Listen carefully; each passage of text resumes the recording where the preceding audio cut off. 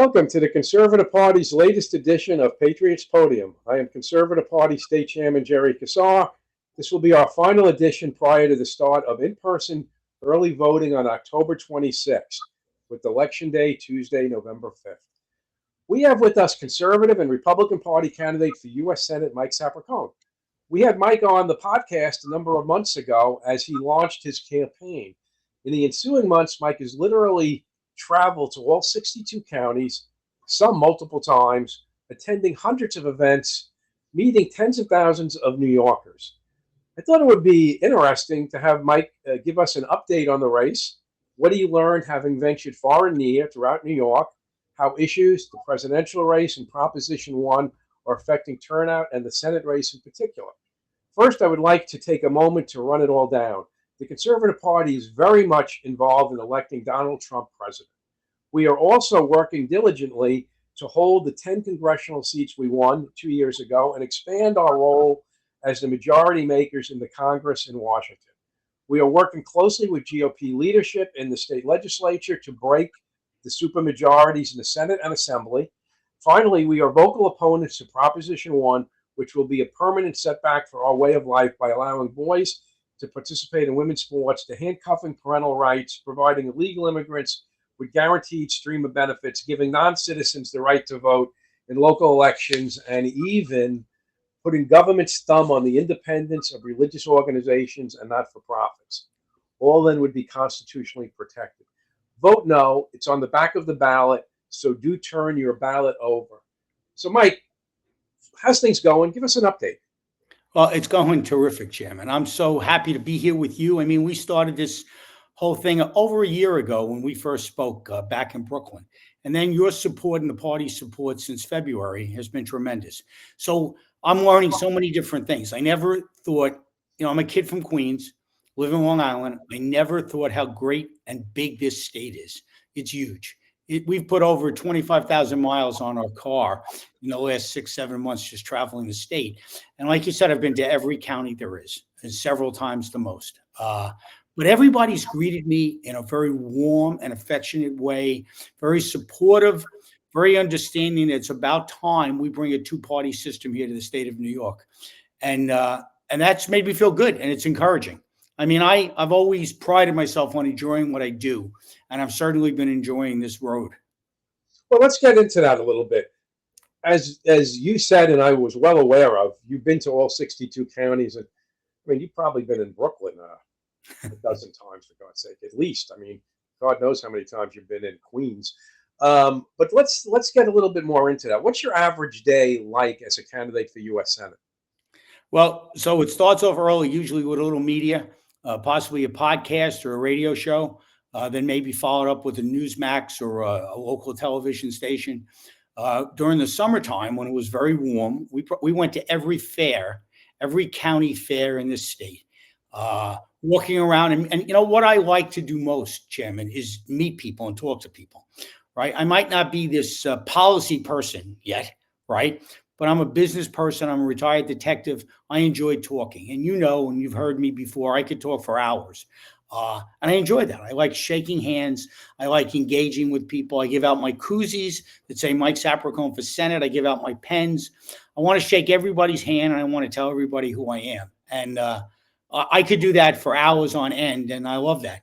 And that's pretty much how it winds down. I may go to a rally in the evening, but we go away basically 5 or 6 days out of the week, come home for a day or two, and we're back on the road for another 6 days or 7 days, come back, try to hit the boroughs. We were together in Staten Island, I think, about 2 weeks ago. We were then in Brooklyn the day before.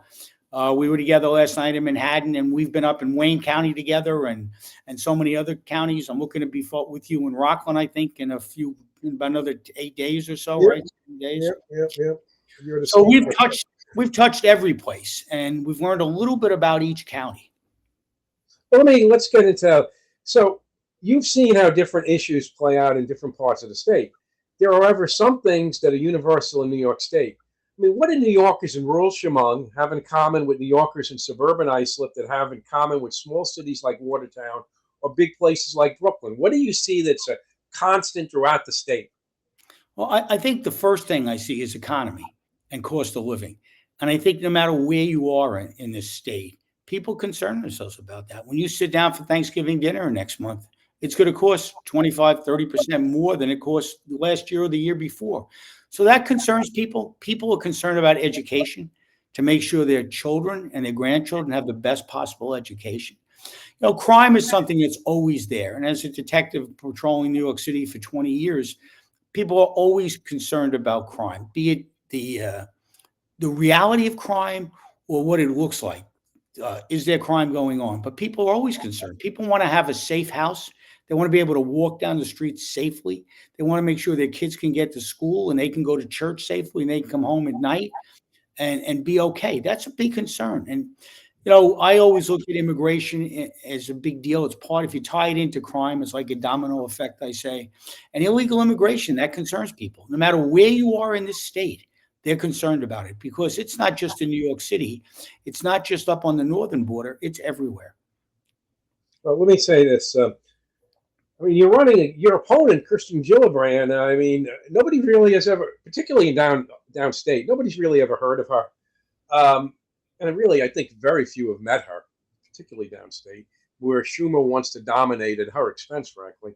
When you're campaigning around the state and you tell people who you're running against, people must seem perplexed. Well, most people think I'm not running against her. They think I'm running against Schumer. Yeah. That's the first thing they say. And then they ask me what the other guy's name is. I tell them the other guy's name is Kirsten Gillibrand. And they say, oh, what district are you running in? I say, no, I'm running for United States Senate. And they say, oh, we've heard of her, but we've never seen her. And she's been further removed from this state since she ran for president 4 years ago, right? I think what we're looking at with her, she's become a Washington politician and not too concerned about the constituents here who elected her. And something concerning me is somebody, I just got a review from, a paper in Syracuse who said to me, you worry too much about local issues. You're not worried about federal issues. Well, how can you be a United States senator if you're not worried about what's going on in your state? These are the people who elected you. You need to be concerned just as much about what the federal legislature causes for the state people, for people in this state. And I think that's important. And she's forgotten about this state. She hasn't been around. Like I said to you before, it's important for me to meet people and talk to people. She hasn't done that. She's missing in action in this state.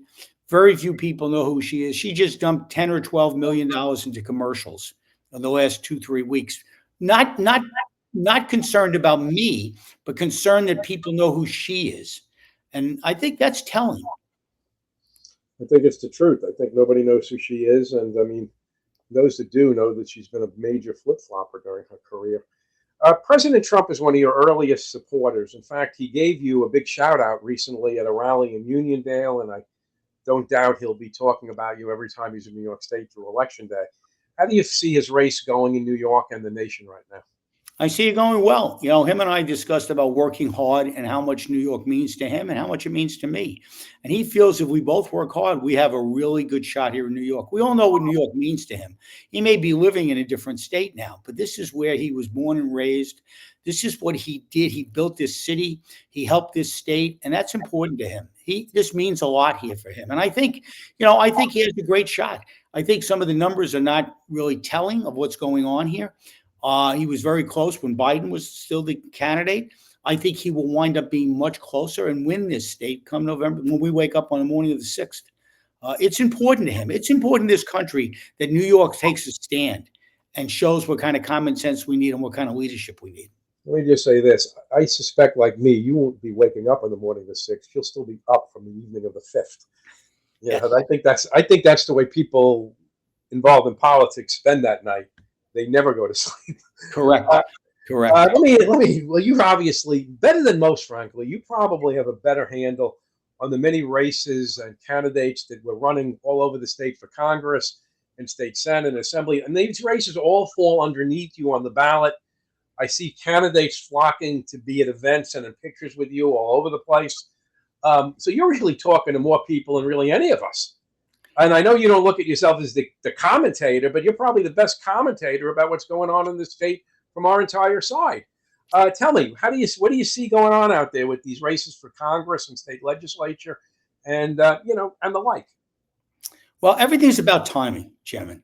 And I find myself in a position, I was a business guy for years and ran companies, but I find myself in a different position now. I find myself as the leader in this state, and that's different for me. Yeah. Okay. I'm the number 2 guy on that ballot. If this Yeah. wasn't a presidential year, I would be the top of the ballot. And in New York State, I'm basically the top of the ballot.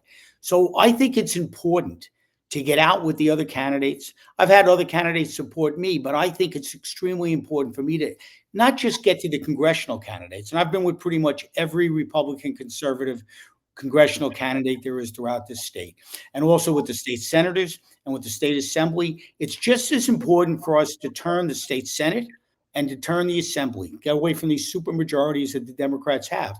And that's just as important. I think Lee Zeldin 2 years ago set a great foundation in this state and came very close to being our governor. But he helped me by setting that foundation. So a difficult thing about this election is I'm out there by myself. When Lee ran, he ran with another Senate candidate, a controller candidate, New York State Attorney General candidate. I'm out there by myself. I like that in a way. It makes it a little more difficult, but I'm the one controlling the situation and where I'm going and who I'm talking to. And I find that it's so important that I deal with the chair people, the chairmen and the chairwomen throughout the Republican Party and the Conservative Party, and work as a team with them. And I think that's been part of the success we're having in this state. We don't just wander around the state without making sure we deal with the chair people and that they know we're coming so they can lay a foundation and introduce us to the right people, and we can get everywhere and talk to everybody. And I'm so honored that when I go to an event, I'm usually the first guy speaking.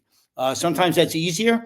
If I have to follow some of the congressmen, sometimes that's a little more difficult, but it's a challenge for me. I think we have a great challenge ahead of us here in this state, but I think we'll be victorious. I think we'll turn 2 or 3 seats in the Congress. I think we'll get that number up a little bit. I really feel, and the country may not feel this way. Well, I think we'll win the Senate. There's no question in my mind, but I think what will surprise people is we will win New York. No one on the federal level in these other states at the Senate National Committee are looking that we're going to turn this in New York. I think we're going to surprise a lot of people after Election Day. Well, I will tell you that, the Conservative Party chairman very much enjoy your level of availability and how you show up. I mean, to be honest with you, you showed up by my state convention up in Del Mar, and I didn't even know you were coming. Wow. Next thing I know, I'm looking at the front row, and you're sitting there. Yeah. You just have an amazing nature of being of great assistance to people, and in a very natural way. So we thank you for that. So let me ask you this: you've learned a lot, I'm sure, over the last 10 months. I've learned a lot over the last 10 months. What are some of your takeaways from this race so far? Well, I think people are craving for common sense. People want common sense. Again, we look at things, and you talked about Prop 1 a little bit, and we can get into that a little later. But yeah. I think what people are looking at is what's the common sense. I find that politicians, and people said, well, now you're a politician. I'm going to say men's and men's. I don't know, half and half. Am I a politician or am I not yet? But I think what's important is that we listen to the people, we try to understand what they want, and we serve the people that elect us. And I don't see a lot of the people on the other side of the aisle are accountable for the things they do. I think I see people jumping in and pandering to their base. I think that's what people do. They pander to their base. They make quick decisions that they think will get them elected.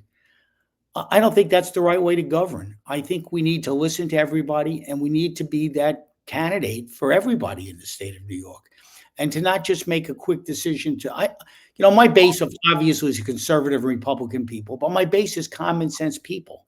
And I think that's what I'm finding. So many more people in different affiliations, in different parties want common sense. They long for common sense, and we haven't had it in a long time here.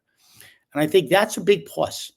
I think that's something everybody I talk to says, well, why do people do that? Why do the people do that? Why don't they just think?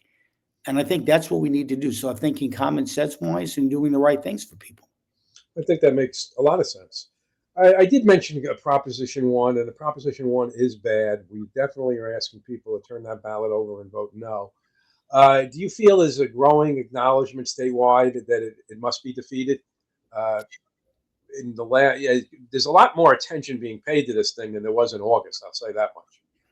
Well, that's true. There is more attention. In any place I've been, any conservative events, it's been brought up a lot, and the same with Republican events. And I've watched some of the debates with some of the other candidates. It's been brought up a little bit. I think people don't know enough about it. I think it's important that we get the word out. I think many people don't pay attention to the propositions on the back of the ballot. I think a lot of times you go into the ballot booth and someone will say, make sure you turn a page over and read the proposition.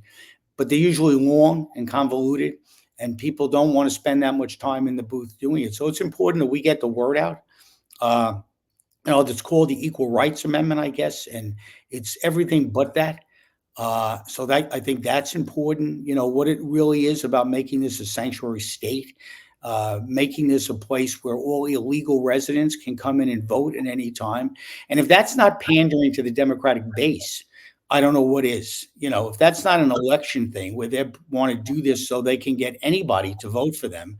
And sometimes people that come into this country, they believe they're here because the Democratic Party put them here.